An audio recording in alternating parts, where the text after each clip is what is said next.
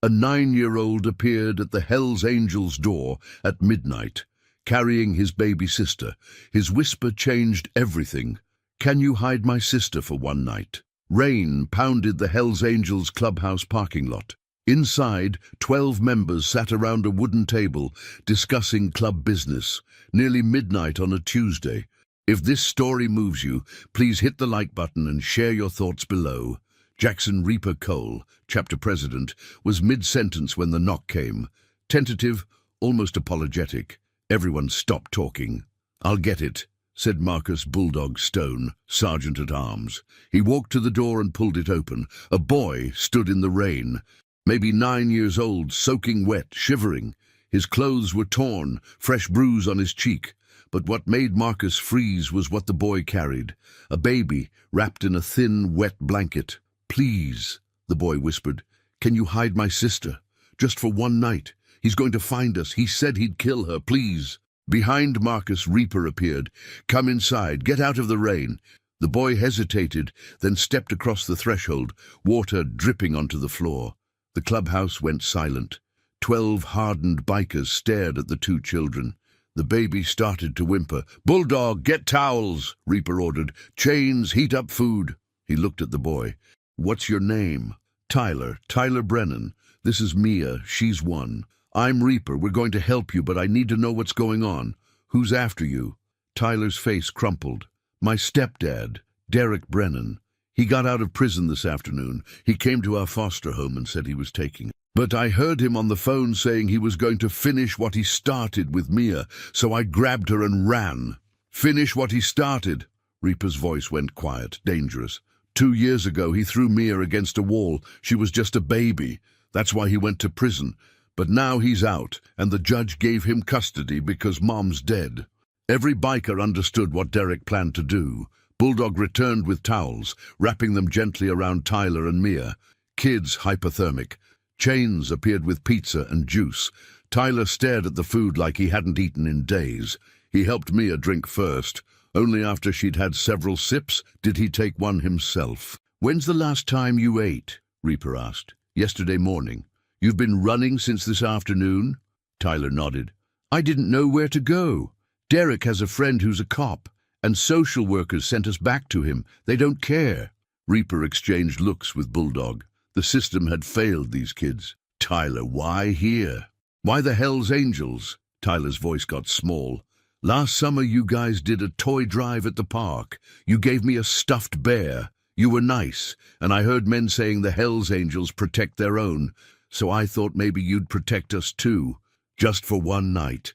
The innocence of it broke something in every person present. "Tyler, we're going to do more than hide you for one night. We're going to make sure you and Mia are safe for as long as it takes." "Really?" Tyler's voice cracked. "I mean it. But tell me everything. Where's this foster home? What's Derek driving?" "Maple Street, Mrs. Patterson's place. Derek drives a black Ford truck. He was screaming when he found us gone. That was around 9. I've been walking for 3 hours." Reaper looked at his brothers. "We've got maybe 3 hours before Derek starts checking everywhere." "What's the play?" Bulldog asked. "First, we get these kids warm and safe. Then we figure out our next move. But understand, we just became targets. Derek's coming at us hard. The law might be on his side. So anyone who's not comfortable with this, you can walk now." Nobody moved. "Good, because we're about to go to war for 2 kids we just met. And I don't plan on losing." Tyler sat on an old couch, wrapped in clothes too big, a Hells Angels t-shirt hanging to his knees. Mia was in his lap, finally warm, drinking from a bottle. She was making soft cooing sounds. "The baby needs diapers," said Snake, "and formula, and probably a doctor." "Can't risk being seen buying baby supplies at midnight," Reaper said. "Too suspicious. We'll make it work until morning." Tyler looked up. "She's okay. I've been taking care of her since Mom died. I know what she needs."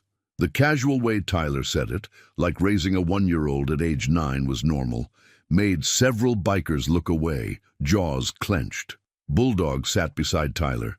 "You've done amazing, but you shouldn't have had to. You're 9 years old. I'm almost 10. And somebody has to take care of Mia. Derek won't. He hates her. Why? asked Razor, a younger biker. Tyler's eyes filled with tears. Because she's not his. My mom had Mia with someone else. Derek always said Mia was proof Mom cheated. He said Mia ruined everything. That's why he threw her. He was trying to kill her. The room was silent. Finally, Ghost spoke up. He was older, quiet, with grey in his beard. I got a cabin, 40 miles north, off the grid. We could move the kids there. That's option 1, Reaper acknowledged. But we need to know more. Bulldog, find out about Derek Brennan. Bulldog pulled out his phone and started typing. Tyler watched with wide eyes. Are you really going to help us? Reaper sat across from Tyler. The Hells Angels got a reputation. People think we're criminals. Some of that's true. But we got a code. We protect people who can't protect themselves, especially kids. So, yeah, we're going to help you. But what if Derek finds us? What if police make you give us back? And we'll deal with that. But I promise, we're not handing you over to someone who wants to hurt you. Not without a fight. Tyler's lip trembled. I don't want to cause trouble. I just didn't know where else to go. How long have you been scared? Chains asked. Since Mom died 6 months ago, she overdosed. I think she did it on purpose. Because she couldn't handle Derek in prison and us in foster care. That wasn't your fault, Reaper said firmly. I know, but it feels like it was. And then Derek got out early, and the judge said he deserved another chance. But we're not even his kids. Bulldog looked up from his phone, expression dark. Derek Brennan, age 37. Arrested 4 times for domestic violence, convicted of child endangerment 2 years ago, sentenced to 10 years, served 2, released early. There's more, Bulldog continued. His brother-in-law is Dale Patterson, probably the foster home lady's husband, and his best friend is Officer Ryan Mitchell with City Police. Reaper's expression went cold. So the system's rigged against these kids from the start. Looks that way. Then we're on our own. Reaper looked around. Everyone understand? We're about to go against the law, social services, maybe cops. If we get caught harboring these kids, we're looking at kidnapping charges. The club could get shut down. Worth it, Chain said immediately. One by one, every biker nodded. They were in. Tyler watched with awe. You'd really risk all that? For us? Reaper leaned forward. The measure of a man isn't what he does when it's easy. It's what he does when it costs him something. This costs us something. But it's still right. Mia started fussing. Tyler immediately started rocking her, humming softly. This scared 9-year-old became completely focused on his baby sister's comfort. He's good with her, Ghost observed. Around 2 a.m., Tyler's eyes started drooping. He fought it, jerking awake every time his head nodded forward. Kid needs sleep, Bulldog said. There's a room in the back, Chains offered. Got a bed and a lock on the door. Tyler looked up. A lock? On the inside, so you can lock yourself in. Nobody gets in without you opening the door. Tyler looked like he might cry. Okay, thank you. Chains led Tyler and Mia to the back room. Small, just a bed, a dresser, and a barred window, but it was clean, warm, and secure. You need anything, you just yell. Someone will be right outside all night, Chains said. All night? All night. We're doing shifts. You're not alone anymore, Tyler. After Chains left, Tyler finally let himself relax. He laid Mia down, building a barrier of pillows, then climbed in beside her. She immediately curled into him, her tiny fist gripping his shirt. We're safe, Mia, Tyler whispered. The scary men are protecting us. We're going to be okay. For the first time in 6 months, Tyler closed his eyes and believed it. Tyler woke to coffee and bacon smells. For a moment, he forgot where he was. Then he felt Mia curled against him, and everything came rushing back. He sat up carefully. Morning light filtered through the barred window. His clothes from last night hung on a chair, clean and dry. Someone had washed them. A knock. Tyler, you awake? Bulldog's voice. Yeah? Can I come in? Okay. Bulldog entered with a tray. Eggs and bacon, toast, orange juice, and a bottle for Mia. Figured you'd be hungry. Tyler stared. You made breakfast? Chains did. He used to be a cook. Don't let the tattoos fool you.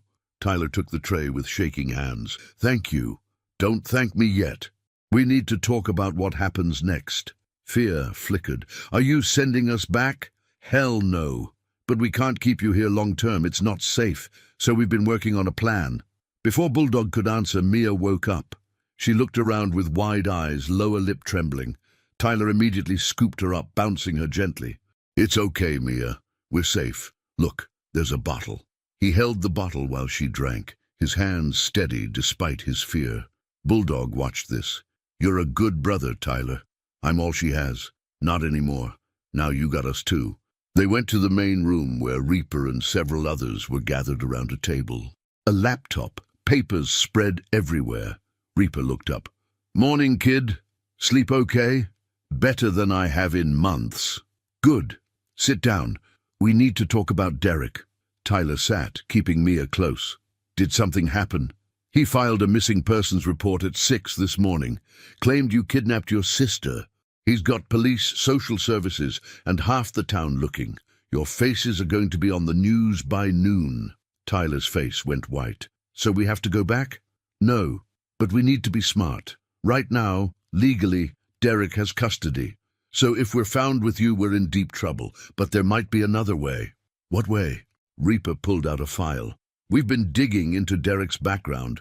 3 months before prison, he was investigated for illegal gambling. Charges were dropped, but the case file mentions associates, money laundering, connections to bad people. I don't understand. It means Derek isn't just an abusive stepdad. He's connected to organized crime, and that gives us leverage. Bulldog leaned forward. Tyler, we need you to tell us everything about Derek's friends, his business, anywhere he took you. Phone calls, visitors, anything. Tyler frowned. There was a man who came a lot. Uncle Sal, Derek called him. But he wasn't our uncle. He had a big car and wore a suit. He and Derek would talk in the garage for hours. And sometimes Derek would leave at night with heavy gym bags. He always carried them carefully. Reaper and Bulldog exchanged looks. Money or drugs? Probably money. Derek was involved in something bigger. If we can prove it, we can get his custody revoked. But how? Tyler asked. The judge already decided. The judge decided based on incomplete information. If we can show Derek is still involved in criminal activity, if we can prove he's a danger, the court will reconsider. That's going to take time, Ghost pointed out. Days, maybe weeks. My cabin, Ghost said. Off the grid. Nobody knows about it except us. Tyler looked at these dangerous men, planning a legal strategy to protect 2 kids they didn't know. Why are you doing all this? Reaper sat across from Tyler. You know what the Hells Angels is really about. Brotherhood, being there when things get hard. Every man here has a story about when they needed help and nobody was there, or when someone was there and it changed everything. We're here for you because that's what we do. We're the people who show up when everyone else walks away. But you don't even know us. Doesn't matter. You needed help. You came to us. Now you're part of our family. And we protect family. Tyler's eyes filled with tears. He'd been holding it together for so long, but this simple statement finally broke through his defenses. He started crying, clutching Mia close. Chains put a gentle hand on Tyler's shoulder. It's okay, kid. Let it out. You've been strung for way too long. After Tyler calmed down, they discussed logistics. Ghost would take Tyler and Mia to his cabin that afternoon. Reaper would contact lawyer Sarah Chen, who specialized in family law. Meanwhile, other members would quietly investigate Derek's activities.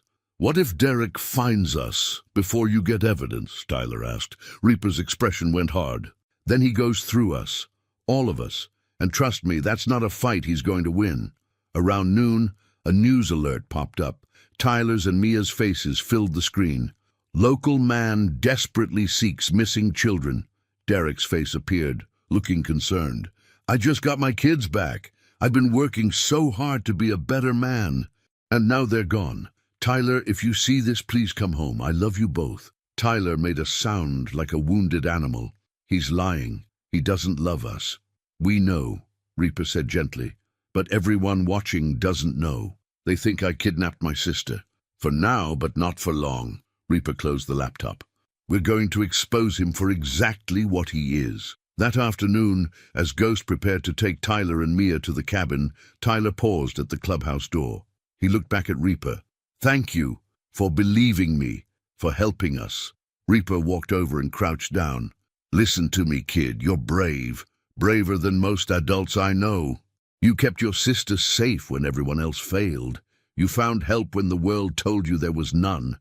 You're a fighter, and fighters, we take care of each other." Tyler nodded, wiping his eyes. Then he squared his shoulders, adjusted his hold on Mia, and followed Ghost out. As they drove away, Chains stood beside Reaper. "We're really doing this? Going up against cops, social services, and Derek's connections?" "Yeah, it's going to get messy. I know. We could lose everything." Reaper watched the truck disappear. "We could, but those kids already lost everything, so we're their last chance, and I'll be damned if we let them down." Behind him, every Hell's Angels member nodded. They were in this fight now, all the way to the end. Ghost's cabin was exactly as advertised, off the grid. No neighbors for miles, no cell service, just trees, a stream, and silence. Tyler stood on the porch holding Mia, staring at the forest. "It's safe here," Ghost said, unlocking the door. "Nobody knows about this place except the club." Inside was simple but comfortable. A main room with a fireplace, a kitchen, 2 bedrooms. Ghost showed Tyler how everything worked. The propane stove, the wood-burning fireplace, the emergency radio. "This stays on Channel 7, Ghost explained. "If anything happens, you call." Tyler nodded. Mia squirmed in his arms, fussing. "She hungry?" Ghost asked. "Probably, and needs a diaper change." Ghost had brought supplies, formula, diapers, baby food, clothes, toys, books. Tyler stared at it all. "You guys thought of everything. We take care of our own. And you're ours now." After Ghost left, Tyler found himself alone with Mia. He fed her, changed her, got her settled. Then he sat on the couch and just stopped. For 6 months he'd been running from grief, from fear, from Derek, taking care of Mia, never stopping to feel anything. But here, in safety, everything came crashing down. Tyler cried. He cried for his mother. He cried for the childhood he'd lost. He cried from exhaustion and relief. He cried until there was nothing left. Then he wiped his face, checked on Mia, still sleeping, and started to look around. Books on shelves, food in the kitchen, a bed with clean sheets. Safety. "We're going to be okay, Mia," Tyler whispered. "I promise." Back in town, the Hell's Angels were mobilizing. Reaper had contacted Sarah Chen, the lawyer. She'd agreed to take the case pro bono. "The problem is proof," Sarah explained at the clubhouse. "We need evidence that Derek is still involved in criminal activity. The old gambling investigation isn't enough. We need something current." "We're working on it," Bulldog said. "We've got people watching Derek. He's been to 3 different locations in 2 days, all known gambling spots. That's a start. But we need more. We need witnesses, financial records, something concrete. Then we'll get it." Sarah looked at Reaper seriously. "You understand what you're doing? If this goes wrong, if Derek presses charges, you could all go to prison. The club could be charged with conspiracy. We know the risks. And you're still willing?" "Those kids came to us for help. We're not turning them away." Sarah nodded slowly. "Okay, then we do this smart. We build an airtight case." Meanwhile, Derek was tearing the town apart, looking for Tyler and Mia. He'd filed missing persons reports, contacted media, offered a reward. To the public, he was a devastated father, but privately, he was furious. "Those brats cost me everything once," Derek snarled to Officer Ryan Mitchell over drinks. "I'm not letting them do it again." "You think they're still in town? Where else would they go? The kid's 9. He doesn't have money. He's hiding somewhere local." "What about the Hell's Angels angle?" Derek laughed. "Those degenerates? Why would they help kids? No, Tyler's hiding somewhere else." But Derek was wrong. While he played victim, the Hell's Angels were quietly building a case. Bulldog had tapped into his network, ex-military, ex-law enforcement, people who owed favors. They were gathering information on Derek's operation. "Got something?" Bulldog announced 3 days later. Derek's been running high-stakes poker games at a warehouse. We've got photos of known criminals going in and out, including this guy. He pulled up a photo. Vincent Vinny Caruso, connected to the Moretti crime family. If Derek's doing business with Vinny, he's in deep. That's enough for Sarah? Reaper asked. It's a start, but we need more. We need Derek on tape or someone willing to testify. Then we keep digging. On day 5, Ghost made his second trip to the cabin. He brought supplies and news. Sarah was filing motions. The investigation was progressing. Tyler met Ghost at the door, Mia on his hip. The boy looked different, cleaner, more rested, less haunted. How you holding up, kid? Better. It's quiet here. Mia's sleeping through the night, and I've been reading. He gestured to books. Is that weird? Not weird at all. You've been running so long you forgot what normal feels like. This is normal. Have you found anything? About Derek? Ghost hesitated. We're making progress. It's going to take time, but we're building a case. And if it doesn't work, if the judge says we have to go back, Ghost crouched down, then we'll figure out plan B. We're not giving up on you. Not now, not ever. Tyler nodded, but Ghost could see the fear. The kid had been let down by every adult in his life. Tyler, the Hells Angels, we keep our word, you understand? I understand.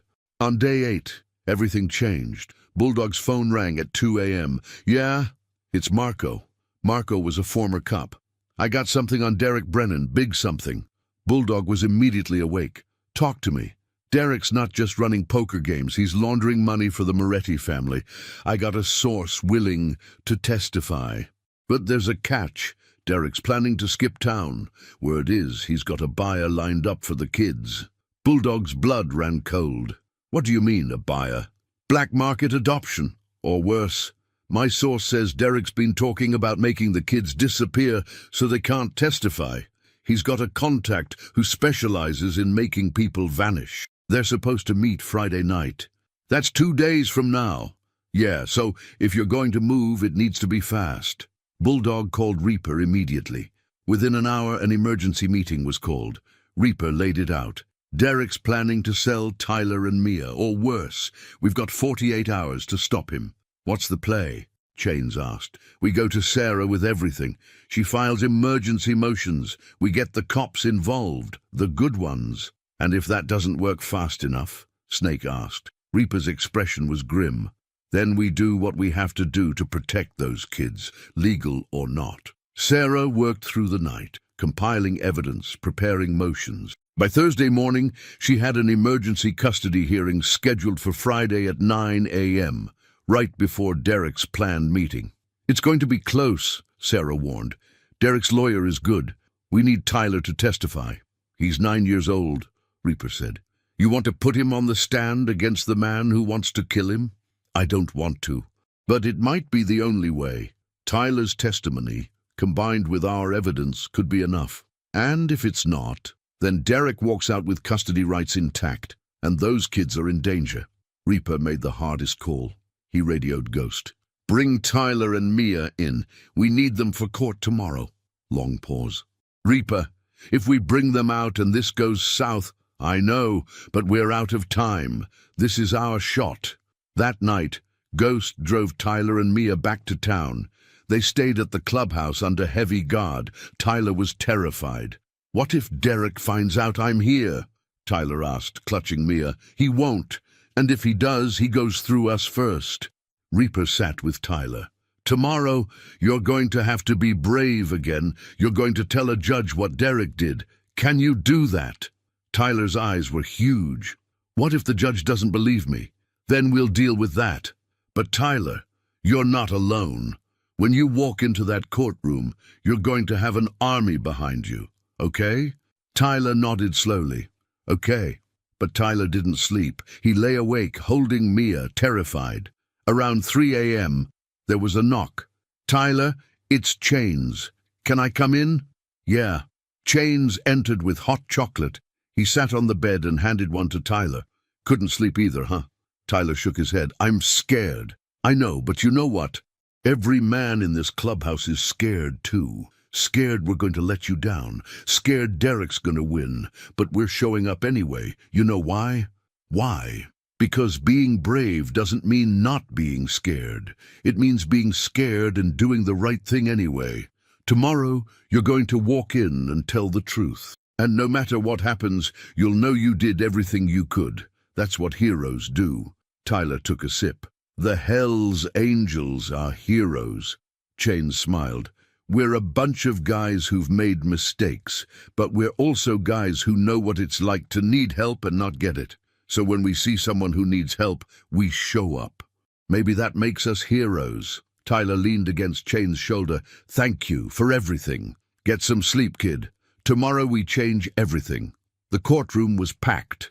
On one side sat Derek and his expensive lawyer. On the other sat Sarah, Reaper, and 6 Hell's Angels members. Tyler sat between Sarah and Reaper, Mia on his lap. Judge Patricia Morrison looked over her glasses. This is highly irregular. Ms. Chen, you have 1 hour to convince me why I shouldn't order these children returned immediately. Sarah stood. Your Honor, I have evidence that Mr. Brennan is an unfit guardian and an active threat. For 45 minutes, Sarah laid out everything. Derek's criminal history, new evidence of gambling and money laundering, testimony about Derek's plan to make the children disappear, photos, financial records, witness statements.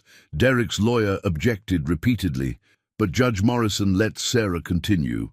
Finally, Sarah said, Your Honor, I'd like to call Tyler Brennan to the stand. Derek's face went white, then red. Objection! He's a child! Overruled. I'll hear from the boy. Tyler walked to the witness stand, legs shaking. He was sworn in. Sarah approached gently. Tyler, can you tell the judge what happened when Derek came to get you? Tyler's voice was quiet. He came in the afternoon.